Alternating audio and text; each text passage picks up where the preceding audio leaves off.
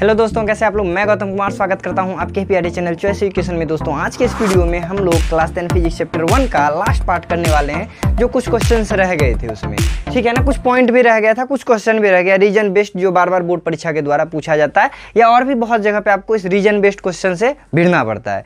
तो चलिए आज के इस वीडियो में उसको खत्म कर देंगे, फिर नए चैप्टर को स्टार्ट करेंगे हम लोग। तो क्लास 10 फिजिक्स चैप्टर 1 का यानी प्रकाश का परावर्तन का एक लास्ट पॉइंट हम लोगों का अच्छा पॉइंट में से एक पॉइंट बचा है, आवर्धन। आवर्धन यानी मैग्निफिकेशन। चलिए, तो अब आपके मन में आ रहा होगा कि ये आवर्धन है क्या, मैग्निफिकेशन का मतलब क्या हुआ। मैग्निफिकेशन मतलब ऐसे नॉर्मली सोचे होंगे मैग्निफिकेशन मतलब बड़ा कर देना। मोबाइल में मैग्निफिकेशन ऑन करते हैं आप लोग ना, मैग्निफिकेशन मतलब बड़ा कर देना होता है। लेकिन यहाँ पे मैग्निफिकेशन एक रेशियो है। किसका रेशियो है आप देखिए। आप जब भी कोई इमेज बनाते थे, यहाँ ध्यान से देखिए, ये हमारा दर्पण हो गया, ठीक है, ये इसका प्रिंसिपल एक्सिस प्रधान अक्ष हो गया, यहाँ पे कहीं पे ध्रुव होगा, यहाँ पे मानते हैं कहीं पे सी होगा। तो आप जब भी कोई पिक्चर बनाते हैं ऐसे करके, यहाँ पे कोई वस्तु रखते हैं, इसका ऐसे करके जाता है, यहाँ पे कटता है और सी से जाता है तो सी पे ही लौट जाता है, इस टाइप से यहाँ पे इसका इमेज बन गया। तो मैंने क्या बोला, आवर्धन एक रेशियो है यानी एक अनुपात है। किसका जानते हैं, यदि ये वस्तु मेरा ए बी है, इसका प्रतिबिंब हमारा ए डैश बी डैश बना, तो वस्तु यहाँ पे देखिए प्रतिबिंब जितना बड़ा बना और वस्तु जितना बड़ा बना, इन दोनों का जो रेशियो होगा इसी को आवर्धन कहेंगे। और जानते हैं इस पे बहुत ही ज़्यादा न्यूमेरिकल पूछा जाता है। न्यूमेरिकल वीडियो भी इसका आने वाला है अब, ठीक है ना। इस चीज़ पे कि भाई आवर्धन से आपको क्या फ़ायदा हो सकता है, इससे बहुत सारा न्यूमेरिकल भी होगा। आवर्धन कुल मिला के हम लोग क्या बताएंगे, आवर्धन को यानी हम लोग एम से सूचित करेंगे। एम बराबर बोलेंगे प्रतिबिंब की ऊंचाई यानी ए डैश बी डैश और वस्तु की ऊंचाई यानी ए बी, इन दोनों का ही अनुपात क्या कहलाएगा, आवर्धन कहलाएगा। तो डेफिनेशन में भी लिख सकते हैं, किसी दर्पण में या लेंस में भी आवर्धन होता है तो बोलेंगे प्रतिबिंब की ऊंचाई तथा वस्तु की ऊंचाई के अनुपात को आवर्धन कहते हैं। इसे एम से सूचित किया जाता है। यदि वस्तु ऊंचाई, आप लोग ऐसे पिक्चर बना के लिख दीजिए, यदि उस वस्तु की ऊंचाई ए बी तथा प्रतिबिंब की ऊंचाई ए डैश बी डैश है तो हमारा आवर्धन बराबर ए डैश बी डैश बटे ए बी। पहले आपको ऊपर प्रतिबिंब को रखना है। वैसे भी आपसे ज़्यादा महत्व आपके पिक्चर का होता है, तभी तो फेसबुक पे सजा के डालते हैं, खुद को डालते हैं सजा के, समझ रहे हैं ना। तो मैग्निफिकेशन में हमेशा प्रतिबिंब को ऊपर रखिए। यदि आप उल्टा कर देते हैं वो गलत हो गया, ठीक है ना। या फिर हम यदि कहें कि वस्तु का ऊंचाई मेरा h है, प्रतिबिंब का ऊंचाई h डैश है, तो हमारा मैग्निफिकेशन बताओ क्या हो जाएगा, गुड, h डैश बटे h हो जाएगा। ये हमारा मैग्निफिकेशन होता है। और आपको पता होगा प्रतिबिंब दूरी के लिए v का इस्तेमाल किया जाता है, वस्तु दूरी के लिए u का इस्तेमाल किया जा सकता है। तो हम और भी कुछ कह सकते हैं कि ये जो मैग्निफिकेशन होगा ये v/u होगा, यानी वस्तु की ऊंचाई बटे प्रतिबिंब की ऊंचाई होगा। प्रतिबिंब की ऊंचाई बटे वस्तु की ऊंचाई होगा। प्रतिबिंब यानी भी बोलिएगा सर जी किताबा में तो -v है, तो उसका भी इलाज है। देखिए आपको चिन्ह परिपाटी में बताया गया है कि प्रधान अक्ष के ऊपर का सारा दूरी धनात्मक होगा और नीचे का दूरी ऋणात्मक होगा। चूंकि यहाँ पे वस्तु ऊपर में है यानी धनात्मक में, इसमें तो कोई परिवर्तन नहीं होगा। लेकिन इमेज हमारा नीचे आ गया, जब इमेज नीचे आ गया है तो इसके लिए एक माइनस का चिन्ह लग जाएगा, वो यहाँ पे आ जाएगा। ये लो अपना बन के तैयार हो गया आवर्धन, ठीक है। यह आवर्धन दो टाइप का होता है। सर इसका प्रूफ नहीं करवाओगे, 2 मिनट का काम है, करवा भी देते हैं। हाँ, आवर्धन जो होता है ना हमारा दो टाइप का होता है। एक होता है अनुदैर्ध्य आवर्धन, एक होता है अनुप्रस्थ, यानी एक लॉन्गिट्यूडनल एक ट्रांसवर्स। तो अब देख लेते हैं दोनों आवर्धन को, दोनों आसान ही है। यहाँ पे देखिए पहला हमारा अनुदैर्ध्य आवर्धन। अनुदैर्ध्य आवर्धन ये किसको कहेंगे, यहाँ ध्यान से देखिएगा। अनुदैर्ध्य आवर्धन हम लोग किसको कहेंगे, यदि ये वाला पिक्चर यदि बनाते हैं, यहाँ पे ऐसे हो गया, ये हमारा वस्तु हो गया, ये हमारा प्रतिबिंब हो गया, यानी ये h हो गया, ये h डैश हो गया। यदि दर्पण के सामने, ध्यान से सुनिए, यदि दर्पण के सामने प्रतिबिंब या दर्पण के आगे पीछे कुछ भी कह सकते हो, यदि दर्पण के प्रधान अक्ष पर लंबवत यानी यहाँ पे 90 डिग्री का कोण बना के यदि अनुपात को दिखा रहे हैं तो इसको हम लोग अनुप्रस्थ कहें, सॉरी अनुदैर्ध्य कहेंगे। बोले सर क्या बोले, नहीं समझ में आया, फिर से बताइए, ध्यान से देखिएगा। यदि हम दर्पण के प्रधान अक्ष के लंबवत प्रतिबिंब की ऊंचाई तथा वस्तु की ऊंचाई के अनुपात को यदि हम मापते हैं तो उसको हम लोग अनुदैर्ध्य आवर्धन कहेंगे। वैसे भी आपको पता होगा अनुदैर्ध्य मतलब खड़ा, समझ रहे हैं, अनुदैर्ध्य मतलब खड़ा, लॉन्गिट्यूडनल, लॉन्गी मतलब लंबा वाला, समझ रहे हैं ना, लॉन्गिट्यूडनल होता है, ठीक है ना। अनुदैर्ध्य आवर्धन किसको कहेंगे, फिर से सुन लीजिए। यदि प्रधान अक्ष के लंबवत या तो ऐसा कह सकते हैं, प्रधान अक्ष के लंबवत प्रतिबिंब की ऊंचाई तथा वस्तु की ऊंचाई के अनुपात को ही क्या कहेंगे, अनुदैर्ध्य आवर्धन कहेंगे। इसमें भी फॉर्मूला सेम रहने वाला, m is equal to minus V upon U हो जाएगा हमारा आंसर मैग्नीफिकेशन के लिए। दूसरा नंबर, इसी का दूसरा रूप का बात किया जाए, यानी इसका दूसरा भाई का बात किया जाए, अनुप्रस्थ के बारे में, अनुप्रस्थ आवर्धन है ना। अब देख लीजिए स्पेलिंग में थोड़ा इधर उधर, अनुप्रस्थ आवर्धन, ट्रांसवर्स मैग्नीफिकेशन के बारे में बताया जाए तो ये क्या होगा, इसका डेरिवेशन आप लोग 12th में करोगे। डेरिवेशन मैं इसका भी करवा देता हूँ। यहाँ देखिए, ये डिफ्रेंशिएशन थोड़ा सा आ जाएगा, डिफ्रेंशिएशन आप लोगों ने अभी तक पढ़ा नहीं है, वो 11th सब में जाके पढ़ोगे आप। यहाँ पे देखिए, ये हमारा ध्रुव है। ऐसा भी तो हो सकता है ना, प्रतिबिंब मेरा खड़ा नहीं हो, प्रधान अक्ष के अनुदिश हो, मतलब जिधर प्रधान अक्ष सुतल है इसने सुतल हो प्रतिबिंब, तो इसका जो इमेज बनेगा ना, इमेज भी उसका इसने बनेगा, सुतले बनेगा। अब ऐसा है, सोए हैं आप, आईना में खड़ा हो गया, भूतवा आ गया सर जी, ऐसा नहीं हो सकता है। तो देखिए, तो ये हो गया ना हमारा। तो इस आवर्धन को इस टाइप का, यहाँ का जो अनुपात होगा, इसकी ऊंचाई और इसकी ऊंचाई के अनुपात को क्या कह देंगे इस बार हम लोग, कहेंगे ट्रांसवर्स यानी अनुप्रस्थ आवर्धन कहेंगे।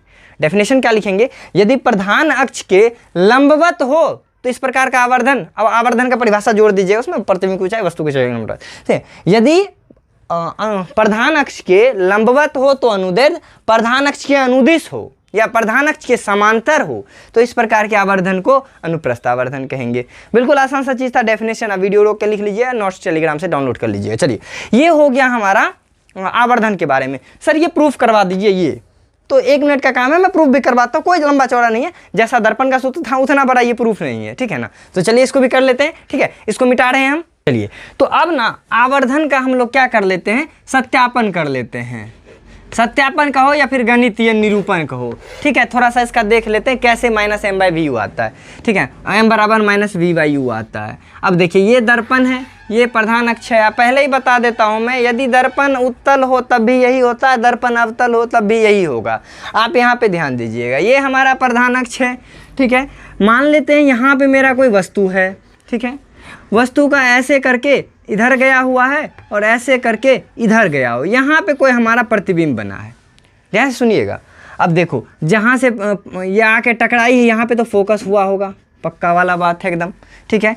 हमारा मान लेते हैं वस्तु कहाँ पे, वस्तु हमारा ये है ए बी, ए बी मेरा वस्तु हो गया और यहाँ पे इमेज हो जाएगा बी डैश ए डैश, है ना। अब देखिए, कहा कि यहाँ पे जड़ के पास ए था तो यहाँ जड़ के पास ए रखे, मुंडी के पास बी था तो मुंडी के पास बी रखे। अब इमेज और इसमें अंतर के लिए हम लोग ए डैश बी डैश बता दिए।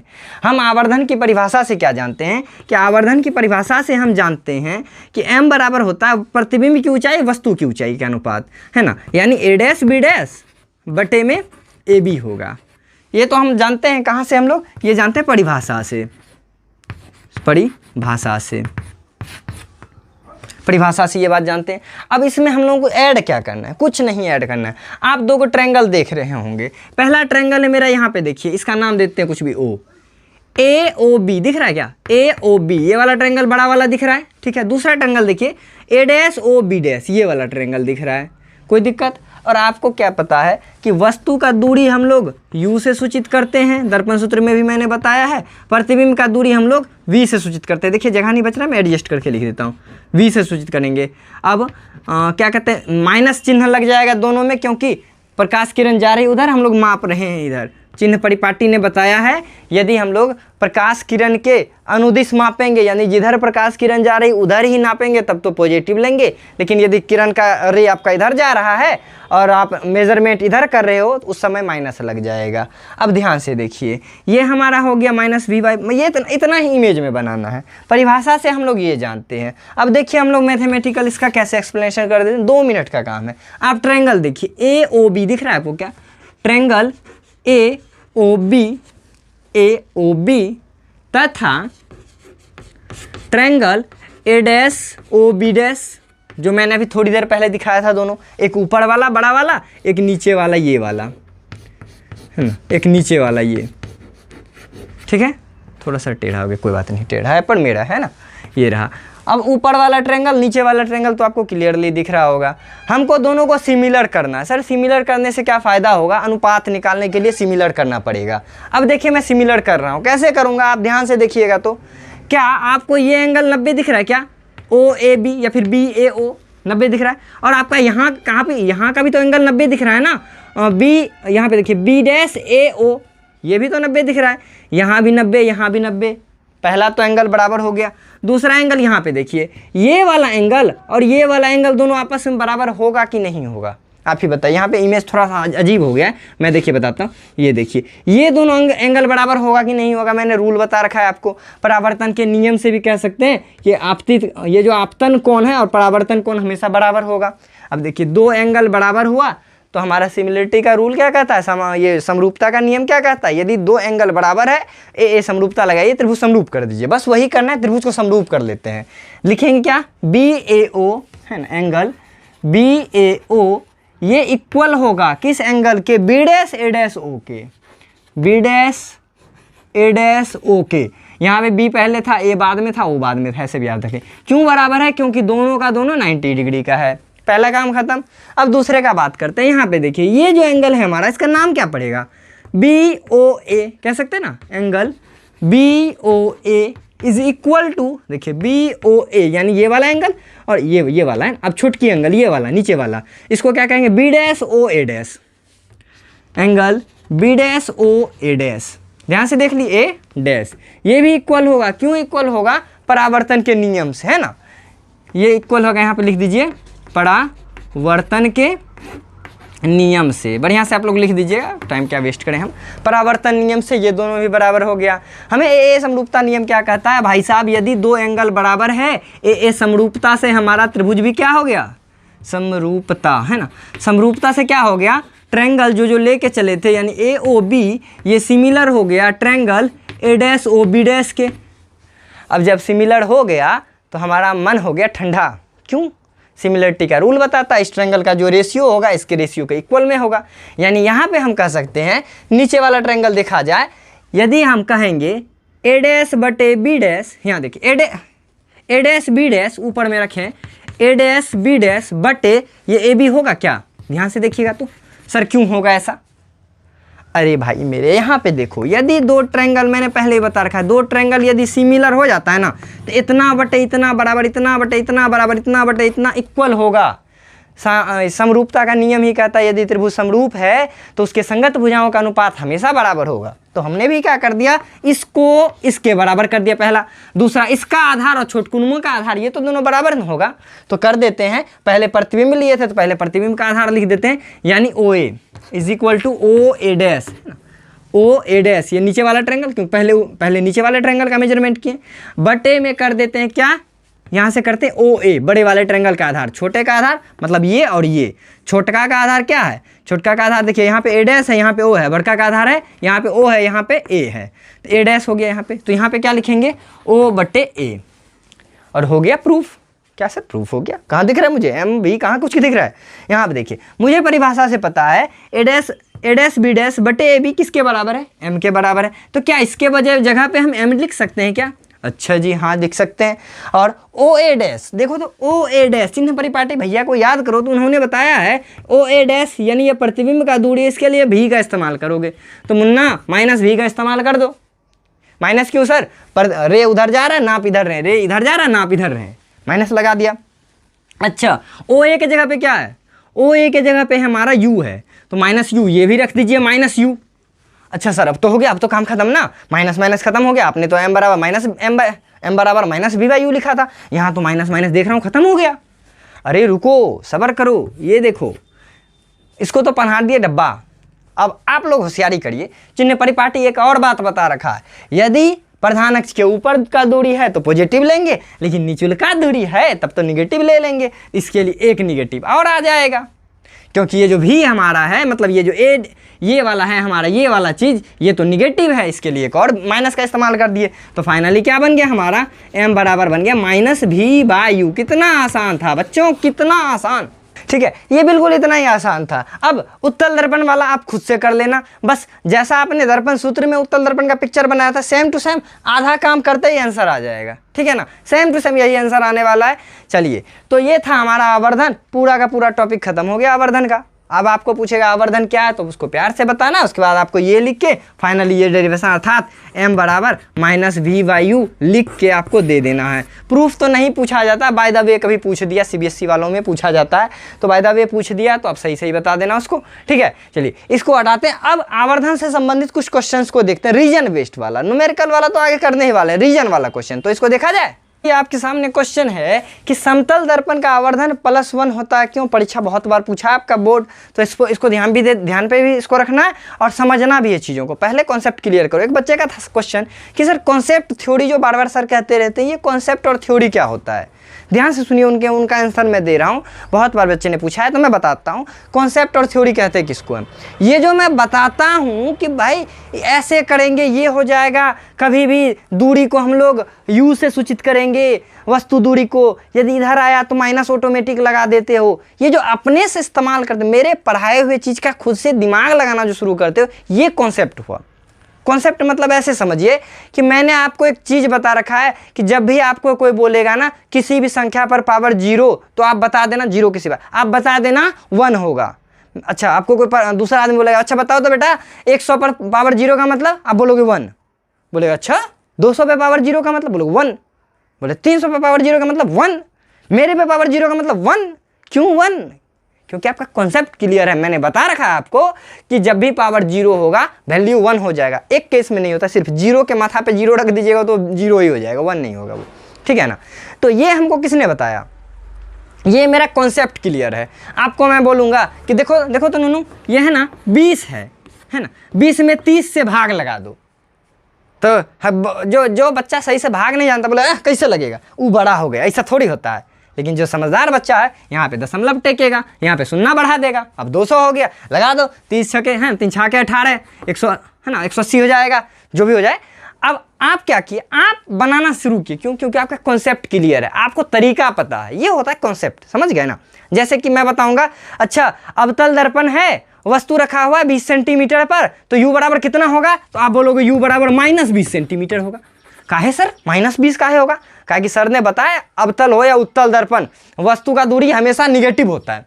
ये क्वेश्चन तो नहीं बोल रहा है कि माइनस लगाना बेटा तुम, लेकिन आप खुद से लगा रहे हो, इसका मतलब आपका कॉन्सेप्ट क्लियर है। This is the concept.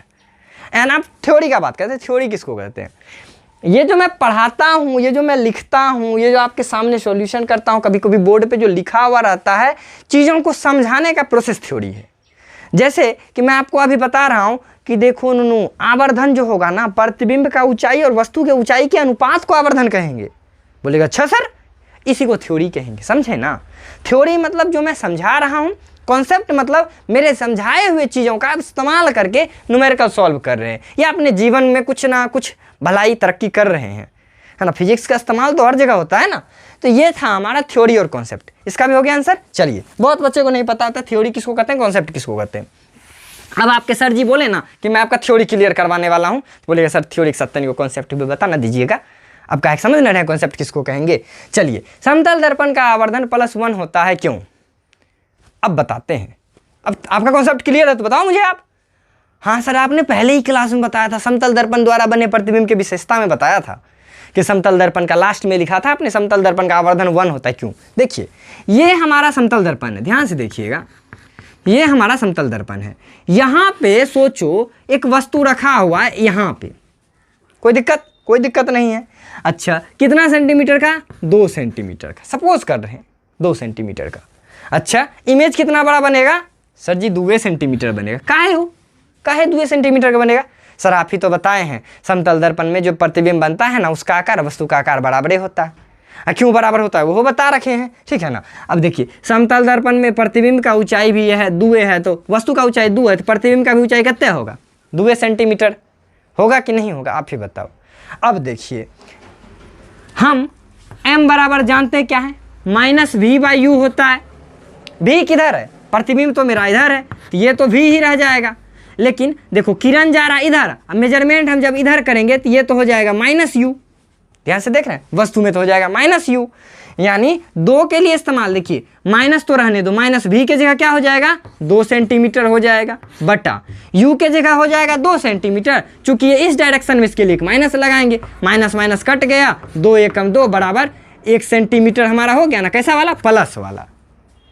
इसी के कारण समतल दर्पण का आवर्धन +1 होता है। सर लिखेंगे कैसे? तो लिखोगे, हम जानते हैं समतल दर्पण में बने प्रतिबिंब का आकार एवं वस्तु का आकार सदैव समान होता है, ठीक है ना। और आवर्धन की परिभाषा से जानते हैं प्रतिबिंब की ऊंचाई तथा वस्तु के ऊंचाई के अनुपात को ही आवर्धन कहते हैं। यदि ये ऊंचाई आपस में समान होगा तो कट के मान 1 आ जाएगा और चिन्ह परिपाटी के अनुसार इस माइनस के जगह पे वस्तु दूरी का माइनस को कैंसिल कर देगा, जिसके वजह से आवर्धन का मान हमेशा +1 आएगा। उसके नीचे एग्जाम्पल 2 सेंटीमीटर वाला लेके आप ऐसे सॉल्व करके दिखा देना कि देखिए फाइनली ये जो हमारा m आया ना, ये +1 आया है। दैट्स ऑल, बात खत्म। चलिए अब थोड़ा सा अगले टॉपिक पे चलते हैं, उस टॉपिक को भी देख लेते हैं एक बार प्यार से हम लोग। ध्यान से देखिए, अब है कि आप बिना टच किए कैसे पहचानोगे दर्पण उत्तल है या अवतल। मैंने वैसे क्लास में बता रखा था, वैसे फिर से नया क्वेश्चन है तो देख ही लेते हैं। ये भी बोर्ड परीक्षा के द्वारा पूछा गया है। देखिए, बोले सर सब क्वेश्चन पूछिए दिया, छोड़ा क्या है? अरे सिलेबस वही है, पिछला बुक उतना ही है। अब पिछला 20 साल, मतलब 20 तो नहीं बोलिए, 10-12 साल से वही एग्जाम लिए जा रहा है उसी बुक का। सर्व शिक्षा अभियान 2009 में जब आया था, उसके बाद हम लोग का सिलेबस को नहीं बदला गया है, अपने बुक को नहीं बदला गया है, पैटर्न बदल रहा है। कभी ऑब्जेक्टिव लाता है, कभी सब्जेक्टिव लाता है। इस बार देखिए आप लोगों का ऑब्जेक्टिव बता दिया गया है, ठीक है ना। 50% ऑब्जेक्टिव कर दिया। पहले 50% में 100, मतलब डबल था ना, आपको 50 में 100 बनाना होता था, इस बार 50 में 50 ही बनाना होगा, या उससे भी शायद कम कर दिया है, ठीक है ना। तो इसको पैटर्न चेंज करते हैं। सिलेबस चेंज मतलब क्या होता है, आपका बुक बदल देता। बुक उतना ही है, चैप्टर में वही सब है, तो बार बार 21 सवाल तो पूछेगा नहीं, कोनो पूछ के पूरा क्वेश्चन ही खत्म कर दिया। इसीलिए मैं बोलता हूँ ये बोर्ड परीक्षा पूछा हुआ क्वेश्चन है। चलिए अगला क्वेश्चन है कि बिना टच किए, है ना, कैसे करेंगे? तो बताना है कि जब भी हम किसी दर्पण को छुएंगे, यदि उसका सतह चिकना एवं प्लेन हो तो हम इस प्रकार के दर्पण को समतल दर्पण कह देंगे। उसका यदि किनारा और बीच दोनों समान एकदम समतल दिखे तो उस प्रकार के दर्पण को समतल दर्पण कहेंगे। यदि दर्पण को छूने के बाद, ध्यान से देखिएगा, उसका बीच का सतह धंसा हुआ महसूस हो, परावर्तक सतह धंसा हुआ महसूस हो, तो हम बोल देंगे दर्पण अवतल है। इधर रंगा हुआ है, दर्पण अवतल है। यदि हम दर्पण को छूते हैं और उसका परावर्तक सतह यानी ये वाला उभड़ा हुआ हो तो हम कह देंगे दर्पण उत्तल है। बात खत्म। ये हुआ कि आप छू के कैसे पहचानिएगा। बोले बिना छुए कैसे पहचानिएगा? तो बिना छुए पहचानेंगे। यदि समतल दर्पण में मुंह देखेंगे तो मेरा मुंह बड़ा प्लेन दिखेगा। बिना छुए सर मुंह कैसे देखे, नीचे में रख कैसे करके देख लेंगे, है ना। अरे आसान सा चीज़ है ना। दूसरा देखेंगे अवतल दर्पण। यदि हम दर्पण के सामने जाएंगे, हमसे बड़ा प्रतिबिंब दिखने लगे तो हम समझ जाएंगे दर्पण अवतल है। यदि हम दर्पण के सामने जाएंगे और दर्पण में हमसे भी छोटा प्रतिबिंब दिखने लगेगा तो हम समझ जाएंगे दर्पण उत्तल है। ये 2 क्वेश्चन रीजन वाला था, दोनों साथ ही साथ खींच लिया मैंने। अब बोलिए सर उत्तल दर्पण अवतल दर्पण के उपयोग को बता दीजिए जरा सा, और उपयोग को कैसे करते हैं, यानी रीजन वेस्ट क्वेश्चन भी उस उपयोग पे बताइए। तो चलिए इसको भी डालते हैं, लास्ट टॉपिक बच रहा है, इसको भी खत्म करते हैं। चलिए अब है दर्पण के उपयोग से संबंधित क्वेश्चन। दर्पण का उपयोग मैंने शायद बता रखा, ध्यान में नहीं है, ज़्यादा दिन हो गए वीडियो शूट हुए, ठीक है ना। लेकिन मैं एक बार और करता हूँ, दर्पण का उपयोग ही बताता हूँ, उस उपयोग का कैसे इस्तेमाल होता है, मतलब दर्पण का उपयोग क्या है और वो कैसे होता है। जैसे देखिए, मैं पहले बात कर देता हूँ अवतल का, अवतल दर्पण का। यह अच्छा क्वेश्चन भी, इससे भी क्वेश्चन पूछा जाता है। सबसे पहला तो आप जानते होंगे अवतल दर्पण को कैसा दर्पण कहा जाता है? अभिसारी दर्पण कहा जाता है। सर क्यों कहा जाता है अवतल दर्पण को अभिसारी दर्पण क्यों कहा जाता है? तो देखिए मैं इसका आंसर बता रहा हूँ। ये अवतल दर्पण है, इसका पीछे हमने रंग दिया है। अवतल दर्पण का परावर्तक सतह धंसा हुआ होता है ना, परावर्तक सतह यानी जिधर से रिफ्लेक्शन होगा। अब देखिए अवतल दर्पण में जब भी प्रकाश किरण प्रधान अक्ष के समांतर जाएगी, ये सोचिए ये मेरा प्रधान अक्ष है, जब भी प्रकाश किरण प्रधान अक्ष के समांतर जाएगी तो आके फोकस पे क्या होगी, मिल जाएगी। ये बात तो आप जानते हैं, बताओ है कि नहीं। अब चूंकि अवतल दर्पण सभी दिशाओं से आने वाले प्रकाश किरण को एक बिंदु पर केंद्रित कर देता है, और हमको पता है जब एक बिंदु पर विभिन्न दिशा से आके प्रकाश किरण मिलती है तो उसको अभिसारी किरण पुंज कहते हैं कि नहीं कहते हैं। इसीलिए अवतल दर्पण को हम लोग अभिसारी दर्पण कहते हैं। फिर से सुन लीजिए, ये क्वेश्चन भी पूछा हुआ, बहुत इंपॉर्टेंट क्वेश्चन है, इस पर हर बार पूछा जाता है लगभग। अवतल दर्पण के प्रधान अक्ष के समांतर आपतित होने वाली सभी प्रकाश किरणें परावर्तन के बाद एक बिंदु पे आके मिल जाती है, तथा हम जानते हैं यदि विभिन्न दिशाओं से किरण एक बिंदु पे आकर मिले, किरण पुंज एक बिंदु पर आके मिले तो इस प्रकार का किरण पुंज अभिसारी किरण पुंज होता है। इसलिए अवतल दर्पण को अभिसारी दर्पण भी कहा जाता है। इतना तो आपने समझ लिया। अब चलिए इसका कुछ इस्तेमाल बताते हैं। अवतल दर्पण का पहला इस्तेमाल जो होता है ना, वाहन के अग्रदीप में, यानी गाड़ी के हेडलाइट में, है ना। गाड़ी के हेडलाइट में, हेडलाइट यानी अग्रदीप इसको हिंदी में कहा जाता है, वाहनों के अग्रदीप में अवतल दर्पण का प्रयोग क्यों किया जाता है? बोले सर कहाँ देखे हम? आप गाड़ियाँ देखे हैं ना जी, देखिए हेडलाइट के पीछे ऐसा कटोरा ऐसा बना होगा, ऐसे देखा, ऐसा करके इस पर बल्ब लगा हुआ है, नहीं ऐसा रहता है। क्यों ऐसा रहता है? रीजन समझते हैं। देखिए हमको पता है, क्या पता है सर? हमको नहीं पता है क्या? अरे आपको ही पता है। यहाँ देखो, ये दर्पण हो गया अवतल वाला। हमको पता है कि यदि अवतल दर्पण में फोकस से प्रकाश किरण निकले तो आप ही बताइए देवियों और सज्जनों कि कहाँ से निकलेगी? सर आपने बताया था यदि फोकस से निकले ना तो परावर्तन के बाद समांतर चली जाएगी। मैंने बताया था ना, वेरी गुड। बस इसीलिए हो गया, हो गया। कैसे?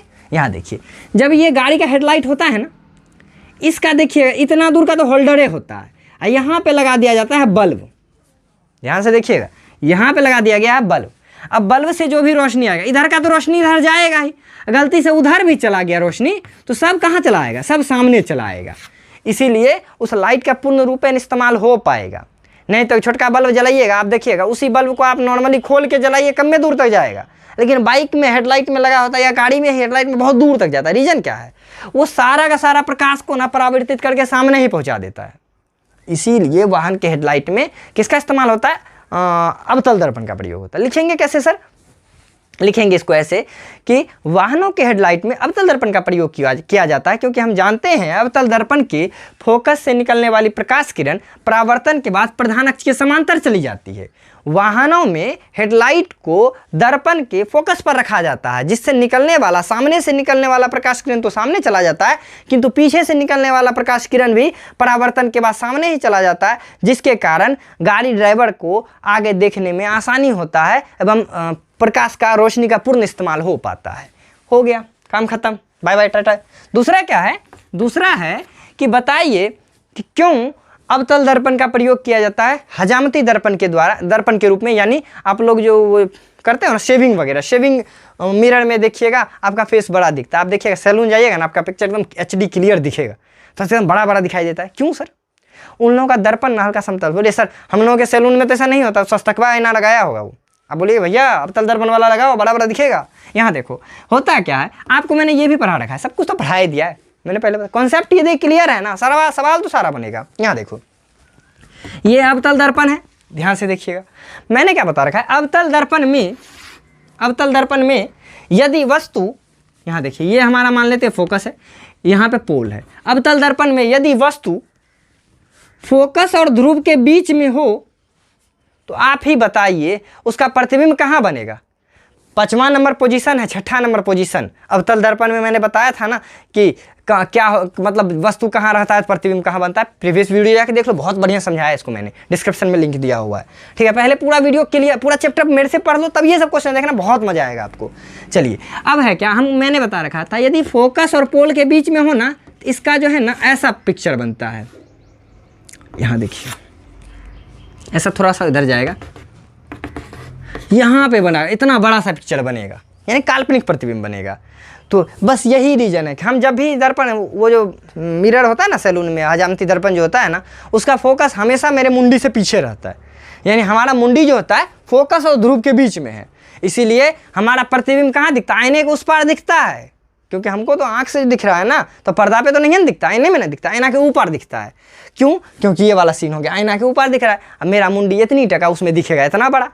रीजन क्या है सर? रीजन यही है कि हम जानते हैं कि अवतल दर्पण में यदि वस्तु फोकस और ध्रुव के बीच रखा हो तो उसका काल्पनिक, सीधा और आवर्धित यानी बड़ा प्रतिबिंब दर्पण के पीछे बनता है, जिसके कारण हजामत में आसानी होता है। इसलिए हजामती दर्पण में अवतल दर्पण का प्रयोग किया जाता है। यहाँ पे लिख देते हैं हजामत।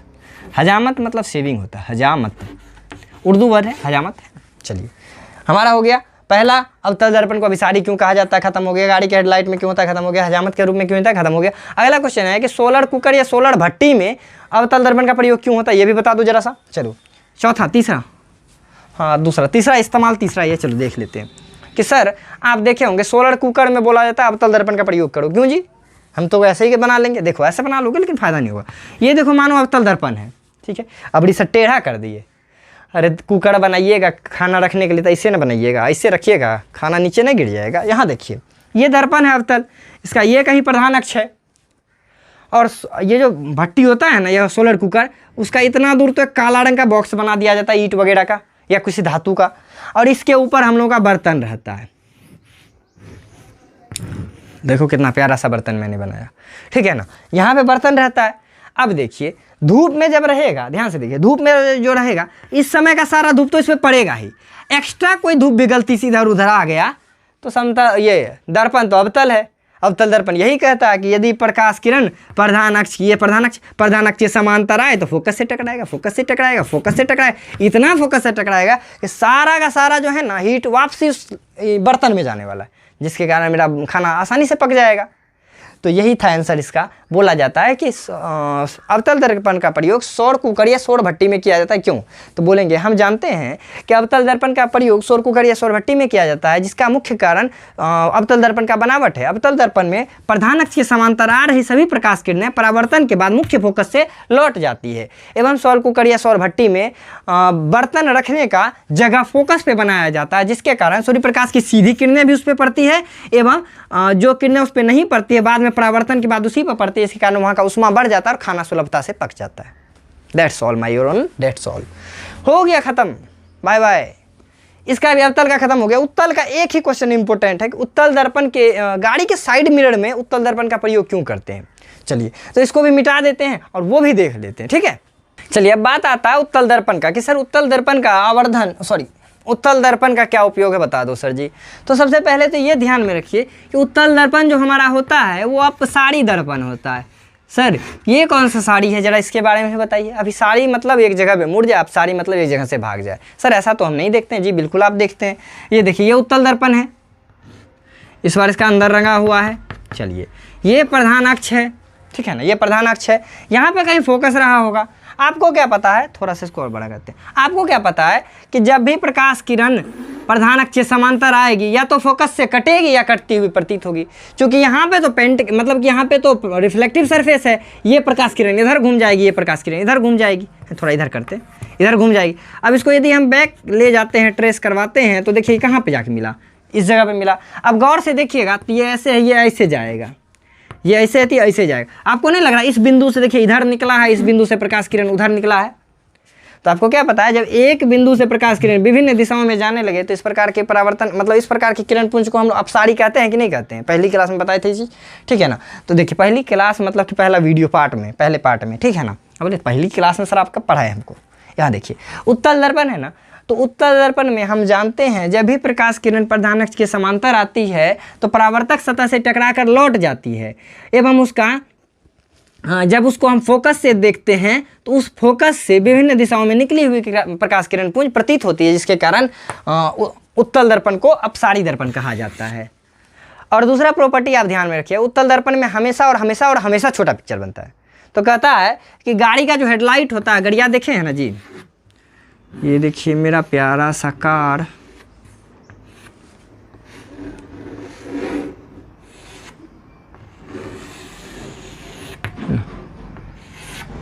चलिए ये हमारा कार हो गया। बोले सर ये तो हाहाकार हो गया।